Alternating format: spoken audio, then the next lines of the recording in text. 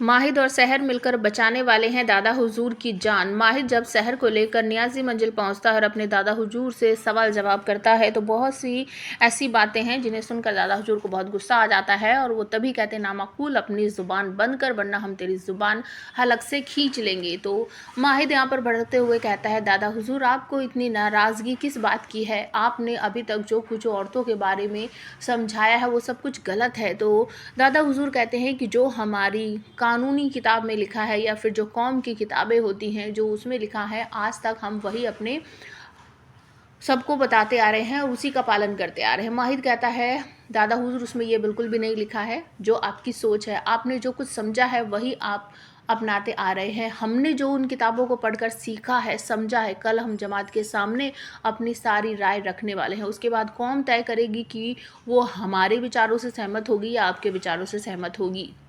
जिस बात पर बहुत सारी तू-तू मैं-मैं होती है दोनों के बीच, और गुस्से में माहिद ये भी कह देता है कि आपने सहर को हमारी बेगम मानने से इनकार किया है तो हम आपके सामने, फूफी जान के सामने ही सहर को दूसरा तलाक दे देते हैं। और माहिद की वजह से सहर की आंखों में आंसू आ जाते हैं, वो बड़ी बुरी तरीके से रोने लगती है। तो वहाँ से सभी लोग नीचे आ जाते हैं। सहर नीचे की जो औरतें हैं काम धंधा करने वाली, उनसे बातचीत करने के लिए उन सबको इकट्ठा करती है। तभी दादा हुजूर सारी बातें सोच रहे होते हैं, अचानक से उनकी तबीयत बिगड़ जाती है। अपने कमरे की वो जो बैल होती है उसे बजा देते हैं तो सभी लोगों को आवाज़ सुनाई देती है बैल की, और जो हुस्ना है वो भाग कर जाती है, कहती है कि तो अब्बा हुजूर के कमरे की बैल है।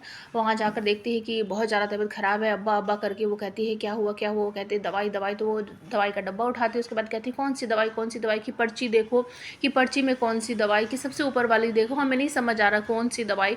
वो कहते हैं कि पीली कलर की जो है वो दवाई हमें दे दो, पीली वाली। तो वो उस दवाई को देती है। जैसे ही दादा हुजूर अपने मुंह में उस दवाई को लेते हैं तो वो गले में अटक जाती है। तभी वहाँ पर माहिद और सहर भागकर आ जाते हैं। सहर बताती है कि दादा हुजूर के गले में कोई चीज़ अटक गई है, बस उसको निकालना है। माहिद पीछे जाकर कुछ जैसा बताती है, दादा हुजूर की कमर पे थोड़ा सा वो एक्सरसाइज जैसा कुछ दबाता है, जिसकी वजह से उनके मुंह से दवाई निकल पड़ती है, उन्हें सांस आ जाती है। फिर वो दवाई फिर से देते हैं और दादा हुजूर की जान बचा लेती है सहर, और कहती है कि इस दवाई के लिए पानी की कोई ज़रूरत नहीं है। दादा हुजूर कहते हैं कि सच में आज तो हमारी जान हलक में अटक गई थी। तो क्या दादा हुजूर सहर को अपनी बहू मान